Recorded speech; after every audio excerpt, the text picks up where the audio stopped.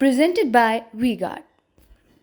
माहौल इस बार पिछली बार की तरह हैट्रिक लगाएंगे। इस बार सीपी जोशी जी। धर्मनिरपेक्ष राष्ट्र है हमारा, और इस धर्मनिरपेक्ष राष्ट्र में हर व्यक्ति को अपने धर्म की अभिव्यक्ति है।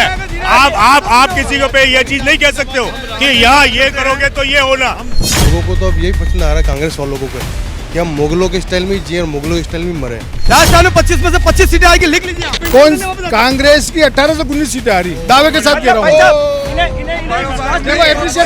रविंदर सिंह भाटी केवल हवाओं में है, जमीन पे नहीं है। आज प्रत्येक देश का प्रत्येक व्यक्ति मोदी जी को पसंद करता है।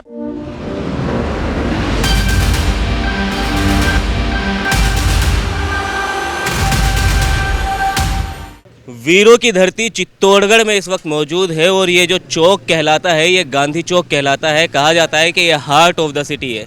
तो सबसे पहले वीडियो को शुरू करने से पहले जो हमारे स्थानीय रिपोर्टर है, सबसे पहले इस जगह का जो इतिहास है वो जान लेते हैं, फिर आगे लोगों से चर्चा करेंगे कि सियासी हवा किस तरफ है, क्या माहौल चल रहा है, क्या चुनाव फंस रहा है या फिर एक तरफा, दोनों में से कौन सी पार्टी चुनाव अपनी तरफ लेकर जा रही है। तो सबसे पहले सुभाष जी, इस स्थान का ये जो चौक है, इतिहास बताइए क्या है। अखिल जी, ये शहर का एक परकोटा कहा जाता था। जब राजा राजपूतों का यहाँ रजवाड़ों का राज हुआ करता था, उस समय में शहर कोट यहाँ आकर समाप्त हो जाता था। और जो पुराना शहर है, यानी कि जिस चित्तौड़गढ़ की हम बात करते हैं कि जो चित्तौड़गढ़ है वो इस शहर के परकोटे के अंदर बसा हुआ है। इसके बाद जो शहर बना है वो बाद में है, राजपूताने के बाद का जो शहर है वो इस शहर से बाहर है। लेकिन जो मेन शहर का जो परकोटा है वो गांधी चौक है। यहाँ कई सारे मंदिर है। लक्ष्मीनाथ का सबसे बड़ा मंदिर जो हमारे चित्तौड़गढ़ जिला मुख्यालय का लक्ष्मीनाथ का मंदिर है वो इसी गांधी चौक के पास में स्थित है। सोनी मंदिर यहाँ स्थित है, हर मंदिर यहाँ स्थित है। कई सारे ऐसे मंदिर हैं जो चित्तौड़ की धार्मिक आस्था को प्रतिनिधित्व करते हैं और धार्मिक आस्था को बताते हैं। और शहर की यदि किसी चर्चा को आपको सुनना हो,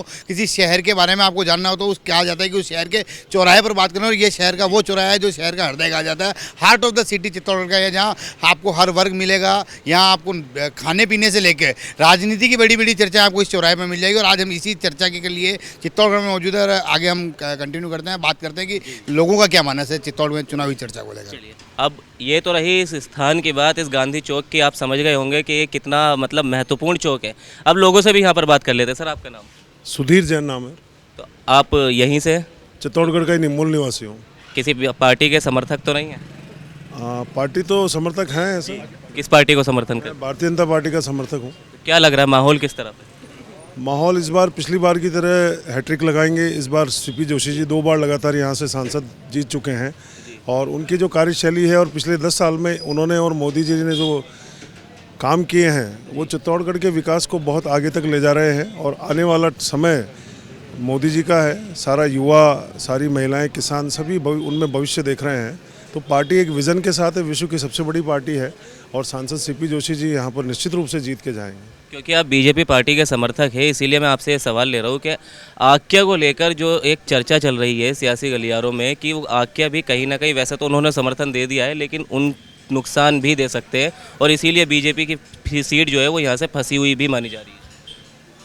इस तरह की बात में कोई दम नहीं, ये सिर्फ दूसरी पार्टी का प्रोपोगेंडा है।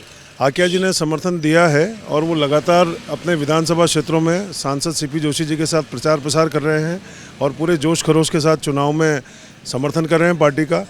कौन क्या करेगा ये तो स्वयं आक्या जी से आज ये सवाल पूछा जाए ज़्यादा बेहतर है, परंतु जहाँ तक मैं समझता हूँ उन्होंने पूरा समर्थन दिया है, और निश्चित रूप से यहाँ से वो सांसद सीपी जोशी के साथ कंधे से कंधा मिलाकर पार्टी के पक्ष में मतदान करने के लिए सभी को प्रेरित कर रहे हैं, और पार्टी का इसको फ़ायदा भी मिलेगा। सर, आपका नाम? अरुण कंडारा। आप भी बीजेपी समर्थक हैं? मैं कांग्रेस समर्थक हूँ और मैं देश का मूल निवासी हूँ। मैं चित्तौड़ का मूल निवासी हूँ। आपको लगता है आक्या की वजह से नुकसान होगा? ये इनके अंदर का मामला है, ये इनकी पार्टी का मामला है। वैसे भी चंद्रभान सिंह जी निर्दलीय हैं, वो निष्ठावान आदमी हैं। जिस तरीके से बीजेपी ने उनके साथ कठोराघात किया, कठोराघात, और एक जीतने वाला, बीजेपी की मानसिकता बताती है एक वर्कर को कैसे निपटाया जाता है, तो वो तो उनको निपटा दे, ये इनकी पार्टी की बात है, उस बात को अपन नहीं करते हैं। मैं दावे के साथ कह सकता हूँ कि उदयलाल जी आंजना, माननीय किसान केसरी, 36 कौम के नेता और गरीब और किसान के हक की बात उठाने वाले, उनके सांसद काल में 70,000 करोड़ रुपए का किसानों को कर्जा माफ हुआ, और वो हमेशा गरीब, दलित, अंतिम, वंचित, शोषित, पीड़ित आदमी की आवाज़ उठाकर और देश को मजबूत और कांग्रेस को मजबूत करते हैं, देश के विकास में भागीदारी करते हैं। आज मोदी जी जिस तरीके से बौखला गए, फर्स्ट फेज के जो 102 पे चुनाव हुए अपने, उससे सारी मीडिया और मार्केट की हवा है कि कांग्रेस आगे चल रही है। तो ये आज इन्होंने, मोदी जी 10 साल में कुछ करते तो आज इनको मंगलसूत्र हिंदू मुस्लिम पर नहीं आना पड़ता था। पहले गारंटी पे चल रहे थे ये, अब हिंदू मुस्लिम पे आ गए। तो ये साफ दर्शाता है पूरे देश का जो वातावरण है, इनका राज था तब तक लोग डर रहे थे। आज आचार संहिता लग चुकी है, लोकतांत्रिक देश है, इसमें अब वोट की बारी आ गई। फर्स्ट पेज में आपको पता चल गया 102 में क्या निर्णय आया है, और बोखलाट से भी पता चल गया है कि ये हिंदू मुस्लिम और मंगलसूत्र पे आ गए हैं। तो मैं दावे के साथ कहता हूँ, किसान केसरी 36 कौम के नेता श्रीमान उदयलाल जी आंजना भारी मतों से जीतेंगे, ऐतिहासिक जीत होगी। और राजस्थान में 20 से 21 सीटें आ रही है। सारे सर्वे, सारे मीडिया से आप जांच कर लीजिए। ठीक है, मोदी जी का बयान सामने आया, उसके साथ साथ अभी हाल ही में सीपी जोशी साहब ने भी एक बयान दिया, बाबर के बच्चों को जय श्री राम कहेंगे। इस तरह के बयान जो है, ये क्या टीस वाले बयान है, क्या बौखलाहट सामने आ रही है? सबसे पहले तो मैं आप पता रहे हमारे चित्तौड़ में TV9 चैनल वालों का मैं आपका दिल से स्वागत करता हूँ, आपका अभिनंदन करता हूँ।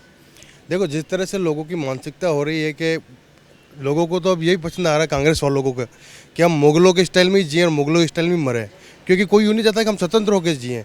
एक ज़माना था हमारे ऊपर, उन्होंने राज कर लिया। आप क्या चाहते हो उनसे, क्या अपेक्षा चाहते हो? मैं सीपी जी के उस बयान से भी सहमत हूँ और मोदी जी के उस बयान से भी सहमत हूँ।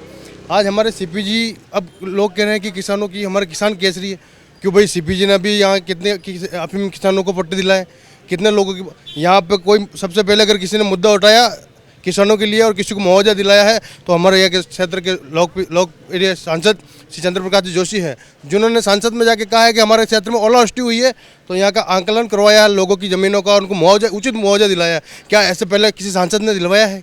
क्या उनके प्रति उन्होंने ऐसा किया है? कि मैं और ये कहूँगा, जब महारानी पद्मावती का जब मामला चला तो सबसे पहले जब फिल्म आई थी उनके ऊपर, किसी फिल्मकार ने अपने खुद के फायदे के लिए अगर ऐसी फिल्म बनाई तो सबसे पहले अगर किसी का खुल के विरोध किया किसी ने तो हमारे माननीय सांसद साहब ने किया है। और हमें इस बात का गर्व है कि हम उनके कार्यकर्ता हैं और हमें खुशी, और निश्चित मैं आपके इस चैनल के माध्यम से कहना चाहूँगा कि हम बिल्कुल भारतीय जनता पार्टी यहाँ 10 लाख मतों से जीतेगी और हम सीपी जोशी जी को अधिक मतों से जिताएंगे। लेकिन किसी एक समाज के खिलाफ भी इस तरह से बयान देना, ये भी तो ठीक नहीं है ना?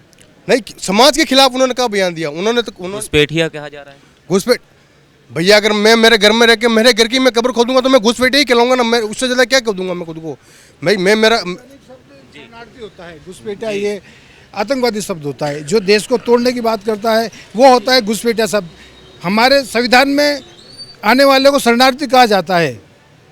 घुसपैठिया किनको कहा जा रहा है? किसी पार्टी का यह कहना है कि देश के संसाधनों पर पहला हक किसी वर्ग विशेष का होगा, क्या ये उचित है? क्या पूर्व प्रधानमंत्री का वो बयान भी चला रहे, वो पूरा बयान नहीं चला। मेरी बात सुनिए साहब, लोकतंत्र में रहते हैं, आप किसी एक व्यक्ति वर्ग विशेष का ये नहीं कह सकते हैं। अगर वो पार्टी कहती है कि देश के संसाधनों पर पहला हक अल्पसंख्यकों का है तो ये बिल्कुल गलत है। अल्पसंख्यकों में सिर्फ मुसलमान नहीं है ना, बाकी भी तो कितने से सिख है, सर्वधर्म संभाव से है।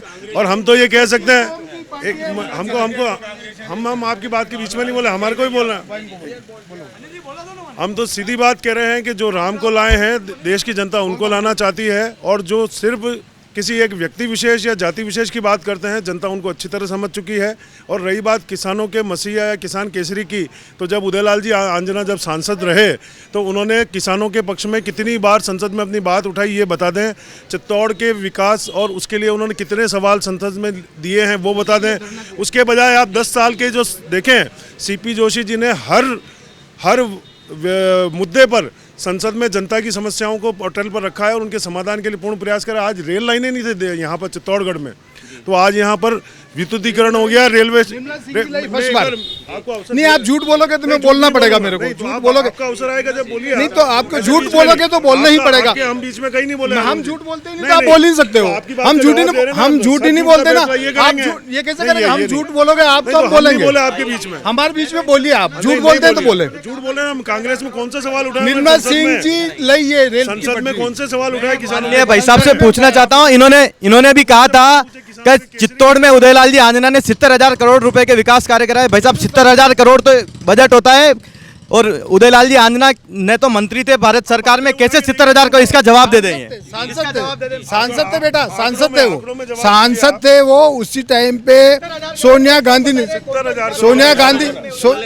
जानकारी संसद में जानकारी ले, पहले जानकारी नहीं है, पूरी जानकारी लेके बात मैं जो पेश कर रहे हैं उसकी आप संवैधानिक और स्टैम्प पे लिख के बात कर सकते हैं। ये झूठ बोलते हैं, जोर से बोलते हैं, जल्दी बोलते हैं। छोटी सादड़ी में झंडा लगाया था हमारे बीजेपी के कार्यकर्ता ने, 4 मर्डर कराए। बात पूरी करने दीजिए, बात पूरी करने दीजिए।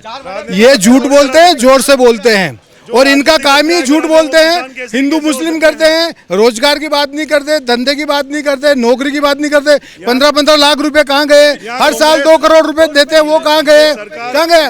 पेट्रोल ये सरकार का बीजेपी के राज में लिया। बीजेपी के राज में वो ठेकेदार थे, डोडा चूरा का धंधा करते हैं, वो डंके के चोट पे कहते हैं और सरकार देती है। रोजगार की बात करते हैं, अशोक गहलोत के सरकार में 3.5 साल तक रोजगार में रजिस्ट्रेशन का पोर्टल तक नहीं खुला। 3.5 साल तक आप आंकड़े निकाल लीजिए, 3.5 साल तक पोर्टल जो नहीं खुला उसको जनता ने अशोक गहलोत ही करते हैं, उसको जनता ने निकाल दिया।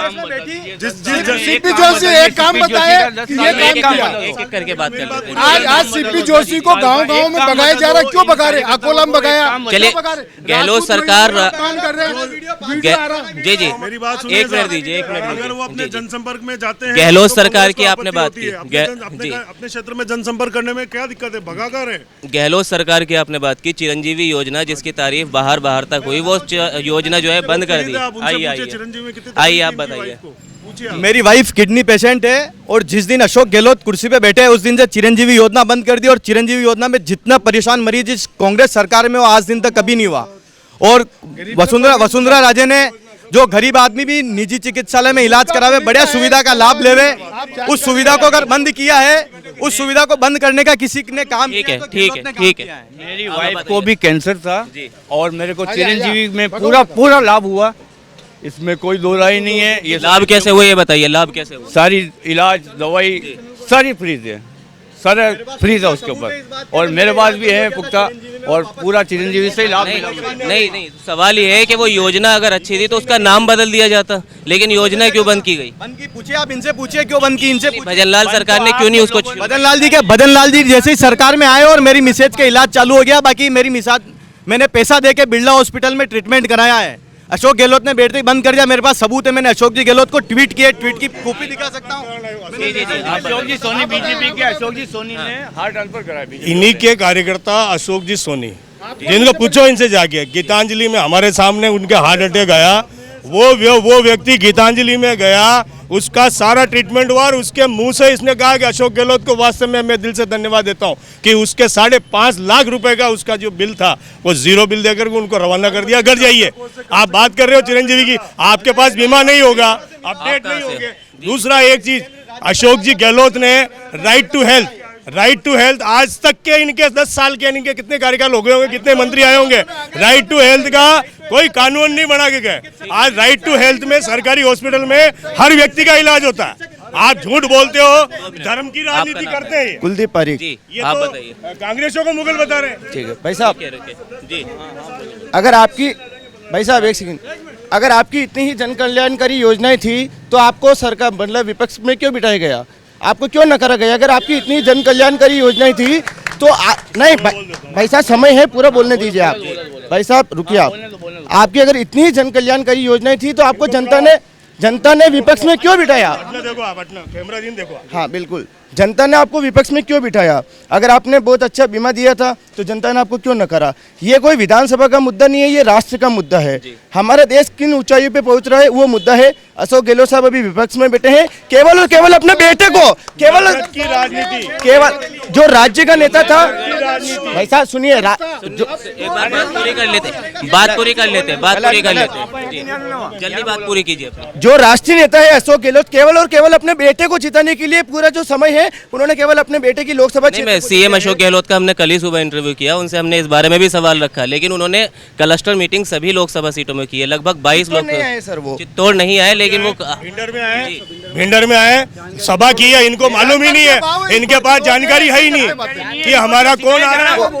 कांग्रेस का कार्य, कांग्रेस भाई साहब, कांग्रेस बूथ पूरा राजस्थान का कैबिनेट, पूरा राजस्थान कैबिनेट, मंत्री संतरी जितने भी हैं दिल्ली के, वो सब चित्तौड़ की गलियों में घूम रहे हैं। हमारे पास नेता है, हमारे पास नेता है, आपके पास नेता नहीं है। हमारे पास तो एक ही स्टार। ठीक है, एक और सवाल रख लेता हूँ। अशोक गहलोत आए नहीं आए वो एक बहस का विषय, ये कह रहे आए, आप कह रहे नहीं आए। सही है। सीपी जोशी जी बीजेपी के प्रदेश अध्यक्ष है, वो बाकी कितनी सीटों पर गए अपनी सीट को छोड़? सुनिए बहुत अच्छा प्रश्न है। बिल्कुल। प्रथम चरण के जो मतदान हुए थे उसमें जहां जो पार्टी की एक रीति नीति है, जिन कार्यकर्ता को जहां भेजा जाएगा, प्रथम चरण के मतदान में श्री गंगानगर हो या कोई भी लोकसभा क्षेत्र हो, जहां सीपी जोशी जी की जरूरत थी वहां सीपी जोशी जी को बताइए आप। अभी थोड़े दिनों पहले, अभी ज़्यादा दिन नहीं हुए, 4-5 दिन पहले बांसवाड़ा आए थे प्रधानमंत्री जी, उस समय सीपी जोशी उनके साथ में थे।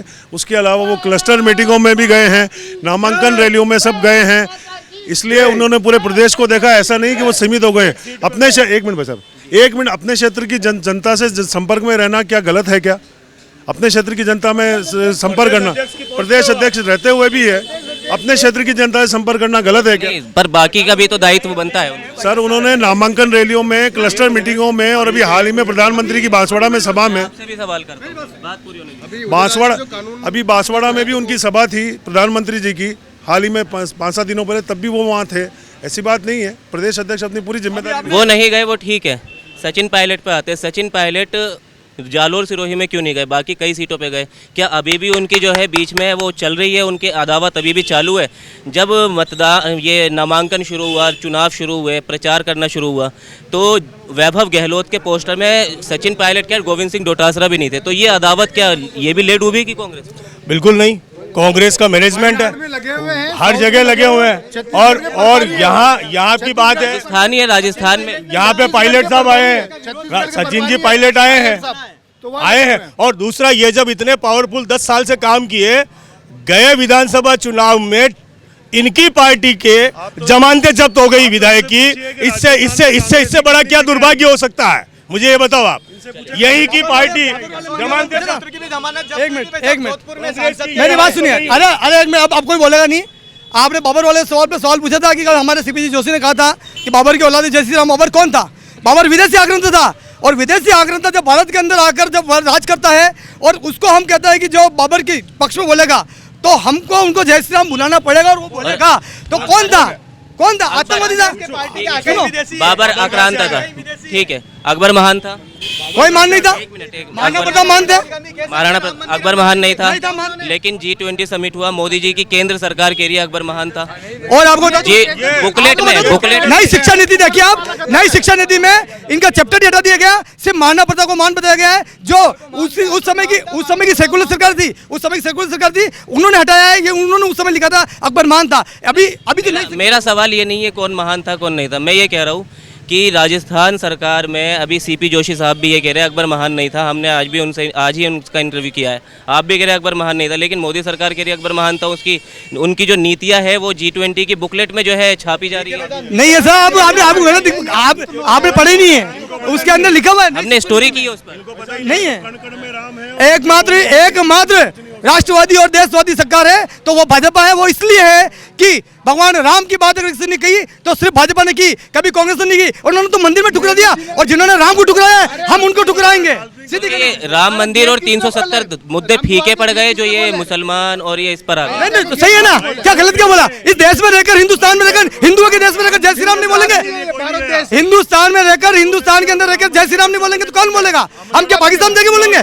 मेरी बात सुनिए, जब सबकी अपनी अपनी भावनाएं, हम धर्मनिरपेक्ष राष्ट्र है हमारा, और इस धर्मनिरपेक्ष राष्ट्र में हर व्यक्ति को अपने धर्म की अभिव्यक्ति है।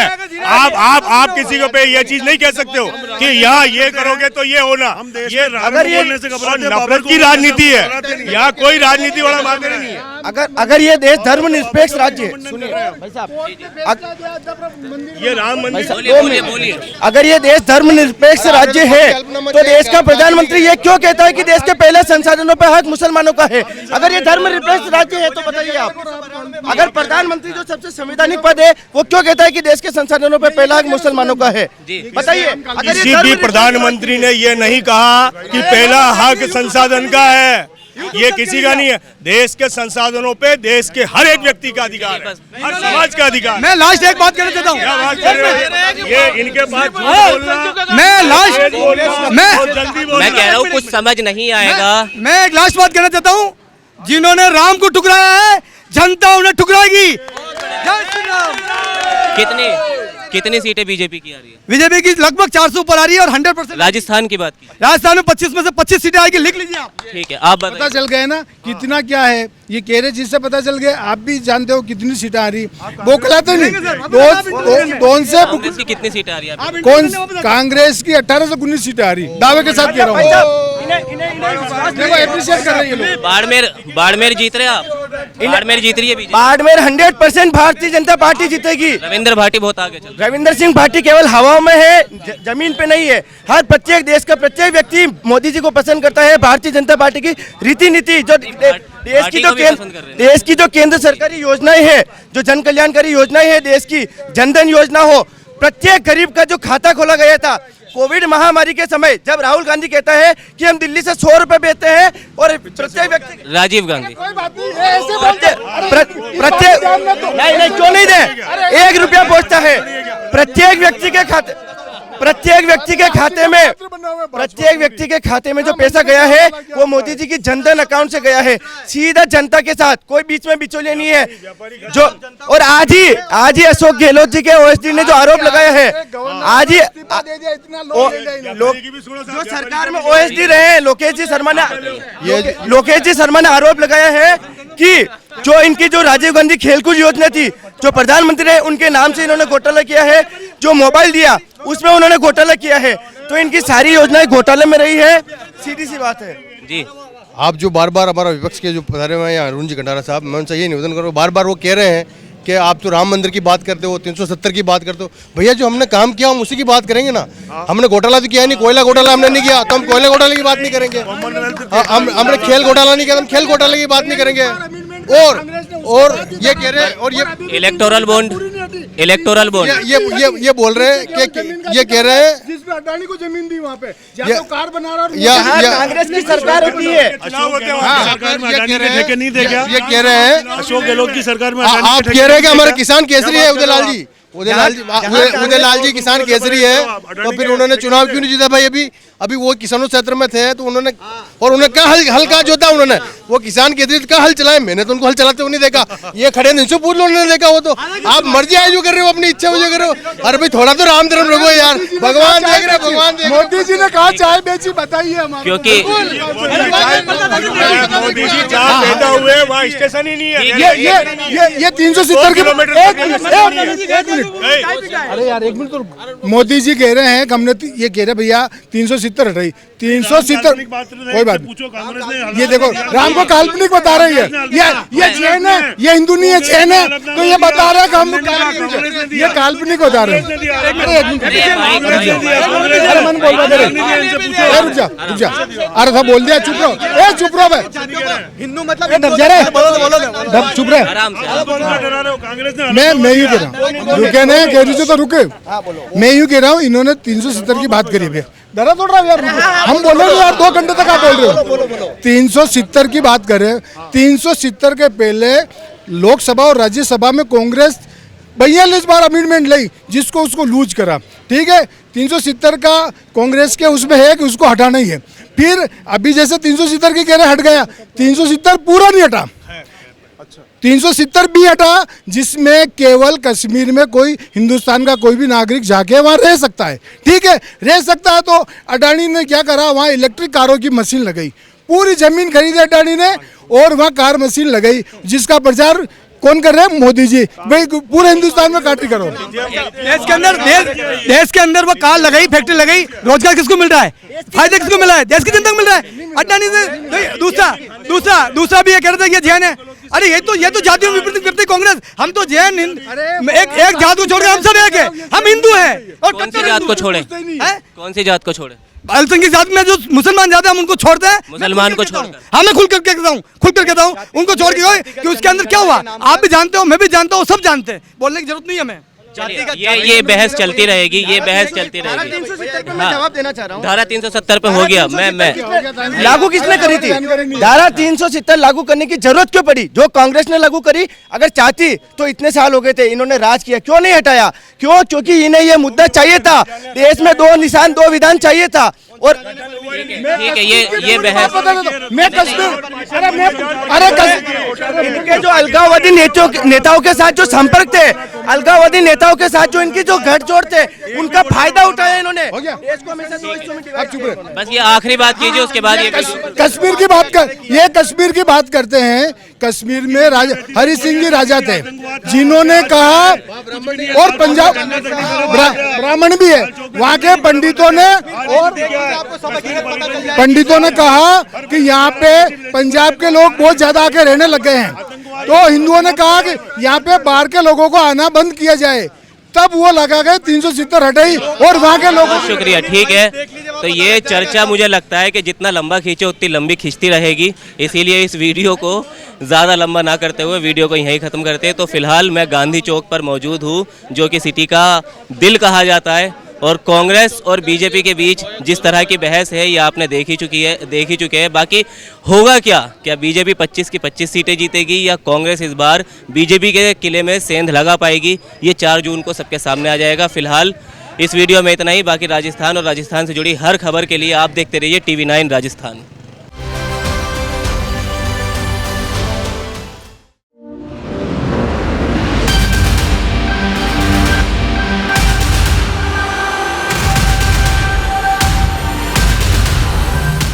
Presented by WeGuard.